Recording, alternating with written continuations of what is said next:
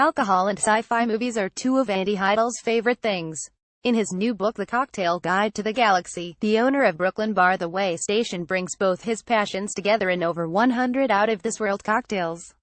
Pop culture touchstones like Back to the Future, Bill and Ted's Excellent Adventure, and Game of Thrones become imbibable through his wonderful recipes. Heidel makes it easy to play mixologist at home with just a few ingredients, minimal accoutrements, and easy instructions.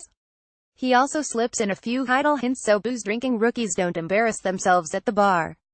Comic illustrations throughout make this a visually intoxicating read as well. We asked Heidel about this fun and unexpected confluence of entertainment and alcohol. Crave, what made you want to write a book uniting cocktails and sci-fi? Andy Heidel: that's kind of what my bar does. It connects nerdom and sci-fi cocktails. After seeing all the other bars coming out with their own cocktail books, that's kind of what gave me the idea to come out with the Way Station's book. It's that tip of the hat to the Hitchhiker's Guide to the Galaxy with the title The Cocktail Guide to the Galaxy. What initially sparked your interest in sci-fi? That started years ago, reading things like Dune, watching Star Wars, playing Dungeons and Dragons. At what point did that interest cross paths with your interest in cocktails? Not until I opened up the Way Station. I'd always bartended on and off my entire career between jobs. But when I opened the Way Station, which has a kind of steampunk vibe and a replica of the Doctor Who police box, the TARDIS, that's when I started developing sci-fi cocktails. The fans loved ordering a drink that represented their favorite Doctor from Doctor Who, or having a fun, punny name like the Shirley Temple of Doom for Indiana Jones. What makes a movie cocktail worthy? How did you pick and choose? I chose a lot of my favorite films and television shows, then thought about what would be a good cocktail for that, or what traditional cocktails had a name that we could do a spin on to make it relate. So there's the cocktail Sex on the Beach, and then I decided to do a play on words on it and turned it into Warp Core Sex on the Breach. And then it's like, oh, now I have a Star Trek cocktail. So sometimes the cocktail name came first and I was able to figure out which franchise and which fandom it applied to. Or when I was working on 2001: A Space Odyssey, there's lines like, open the pod bay doors. And there's a cocktail called the Bay Breeze, so I made a pod bay breeze. What are the best sci-fi shows or movies to watch while getting your buzz on? Definitely Star Wars, the original 3. Star Trek II: The Wrath of Khan. The Star Trek reboot. Most of your cocktail recipes are very simple, they have 3 or 4 ingredients. Why is simplicity important to you? The whole idea of the cocktail program at the Way Station is to make a really good, well-balanced drink fast and serve it fast. So on a busy night, we can crank out 4 cocktails in a minute. I just kind of kept that very simple, uncomplicated method for the cocktail book because there are enough mixology books out there already.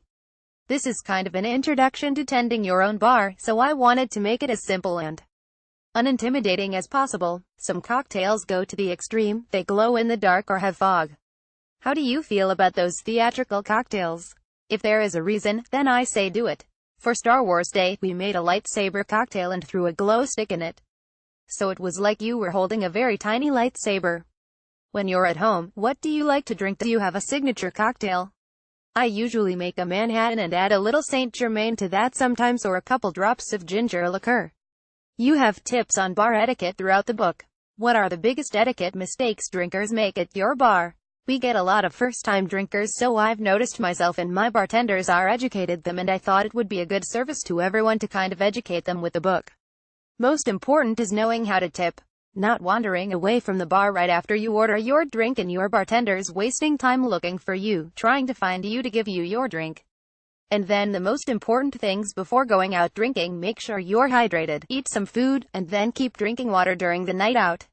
What is the most challenging parts of being a bartender? One is being on your feet for 8 to 12 hours. That definitely takes a toll. Helping be conducive to throwing the party is another challenge. You are a host as a bartender. You're trying to make sure everybody is having a good time. That takes a lot of energy, especially as a bar owner. People see me and think, oh, it's great. He's at work. He's having fun. But if you've ever thrown a house party, that's what I'm doing almost every single night. And while I love it, it is exhausting. How do you deal with disrespectful or rowdy people when you're on the job?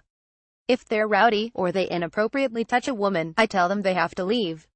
It's unacceptable. There was one person who was a little too rowdy and I actually made them run around the block to burn off their energy. I said, "You're not getting another beer until you run around the block." And he came back and he was winded and he was tired and he was mellow.